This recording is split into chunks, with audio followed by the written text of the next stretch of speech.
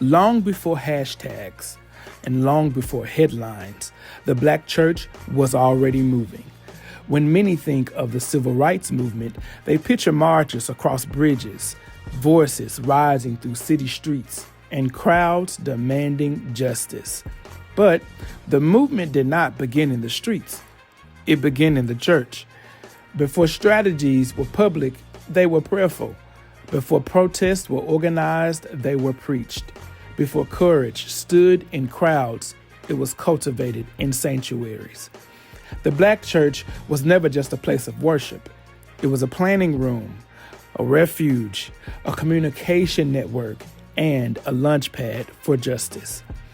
For fear of trouble, not every church participated, but those who did helped change history and found themselves on the right side of it.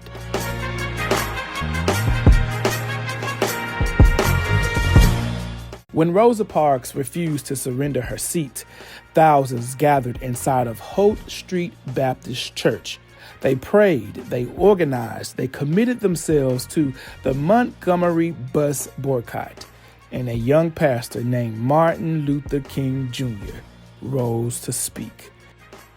History remembers that night as the ignition of the modern civil rights movement, not in the courthouse, not in a political hall, but in a church. Yet the church had been guiding freedom long before the 1950s. In brush arbors and wooded clearings, enslaved ancestors gathered in secret. Escape plans were whispered there. They risked punishment to worship, leaned on faith to survive, and they sang. Slaveholders feared unity and monitored communication. So, our ancestors did something powerful. They sang songs the enemy could not understand. Songs carrying hidden messages. Songs carrying freedom. And these were more than just melodies. They were prophecies set to music, reminding weary travelers that God makes a way. He parts waters and he leads his people out. Long before protest chants filled the streets, spirituals were already declaring freedom.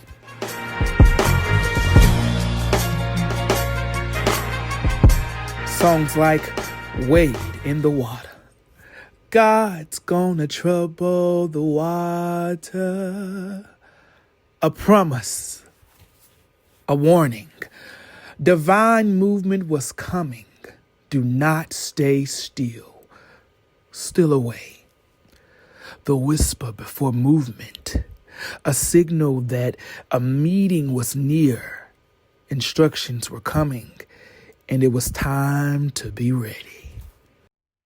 Then there was the song that told them to lift up their eyes to the night sky and follow the drinking gourd.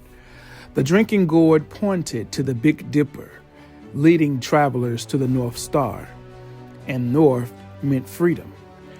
When the sun comes back and the first quail calls, follow the drinking gourd. Believed to be a literal escape map, the song signaled early spring, longer days, safer passage, and nature itself announcing it was time to begin the new journey toward freedom. So our ancestors lifted their heads toward heaven, trusting that the same God who created the stars were guiding their footsteps. The civil rights movement did not begin with a march. It began with faith, prayers whispered in the dark, songs rising into the night, and believers who trusted God enough to follow him, even into the unknown. Before freedom was legislated, it was sung, and the same sanctuary that taught the songs gave courage to step into the streets. From sanctuary to streets. The church prepared them. The songs guided them. Faith carried them through. And today, we celebrate the songs of freedom. The songs that carried hope. The songs that carried courage. And the songs that carried a people. all the way to freedom.